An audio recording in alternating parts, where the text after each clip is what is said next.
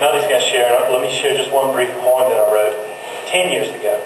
1991, Christmas time. We're hitting Christmas here.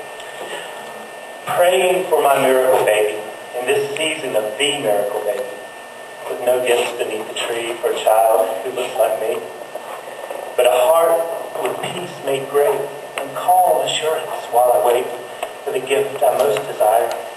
Until then, I'll lift him higher for the baby of the stable. He is mighty and he is able.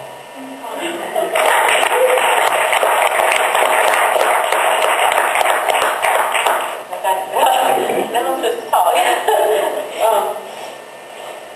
I guess the things that I felt to share were, there were 3 times I can think of when I felt like, because all through this I'm always going, honey, are you sure? Because Chip was like, he felt like God had told him he was going to have a child. I'd be, okay, you hadn't told me, but I'm going to let you there, once in a while, I'd be going, honey, are you sure he told you that you're going to get it? And, but there were 3 times that I can think of where I felt like, and I don't know if it's because of my dander got brought up. But anyway, the first time was when we were at the doctor at Duke, and he said it was impossible. The first thing that flashed in my head was, in God, all things are possible. Yeah. And, of course, then after that, I fell apart. But, that just flashed through my mind. And then about probably 5 or 6 years later, I have a relative who's not a Christian, and she was talking about not having children. And, she's saying, y'all need to just go ahead and adopt them. She said, if you're waiting for God to do something, you can just give it up because he's not going to do anything. And right then I was like, oh yeah. God's going, okay God, come on. and all along the way people kept saying adopt. But it was like, to us, it's not just something you do because you can't have a child. It's like a calling. If God wants you to adopt a child, he's going to really lead you into that process, or let something fall in your lap. And we had just never felt that. We'd even been asked a couple times when a situation came up if we wanted to adopt a child, and we just didn't feel it, so we didn't do it. And but of course that's people's answer. If you can't get pregnant, adopt. And that was the second time. And the third time was a time when I had come back from Poland. I'd been on a missions trip for a month, and while we were in Poland, the whole month we were there, we had Bible study every day, and Bible study was on faith. That's what the leader had chosen for that month that I was there. And so, of course, when I came back, my faith was just pumped way, way up, because all the teaching we had and all the things I'd seen. And so I had come up to a friend, and I said, I am going to have children. I believe I'm going to have children. She goes, oh, you're going to adopt? And I said, no. And she said, oh, I guess you're not there yet. And that was her response. And then I was like, okay, God, you were going to do this. Just to show these people that you can't do this, And so, but my encouragement, or one thing would be, if God puts something on your heart, and that requires your faith, like this orphanage or whatever in your life, is to hold on to it and believe no matter what. If he's giving it to you, we're not all the same, and God's not going to tell us all the same thing. And that's sometimes our response is we think we know the answer to someone else's situation in their life when we don't know what God is doing. I thought about all the prayer that's gone into us getting Maggie, and for 13 years we were praying. And then on top of that, I taught at the Christian school for 10 years. And so every year, the classes would know that Mrs. Watts wanted a baby.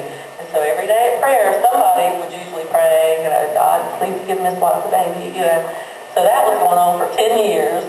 And then also I was praying, it changed from year to year. I started out praying with one person, specifically for children. She wanted children too, and she ended up having 2.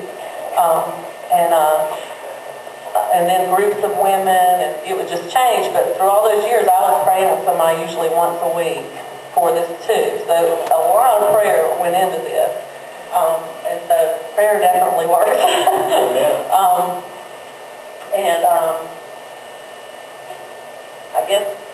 my point is, God's going to do what he wants to do when he wants to do it. And God's timing is perfect. And of course, we had been told right off the bat, well, it's going to be 14 years before he gets his child. We would have been thrilled probably, but, it's his perfect time, and he knew when he needed Maggie to be here. And so just trust that too, that God's time is perfect. And if something doesn't happen when we think it should, it doesn't mean necessarily that God doesn't want it to happen. It's just what he's waiting to bring it about in his right time. And one other thing I want to share, which sort of goes along with the prayer, God is really faithful. He's been faithful to us in ways that I didn't even know. I've had friends that, like Lee, that, held my arms up in this. And someone came to this church when I was pregnant, probably in May or June, that used to go to the other church that we went to, and they had moved away and come back. And she saw me.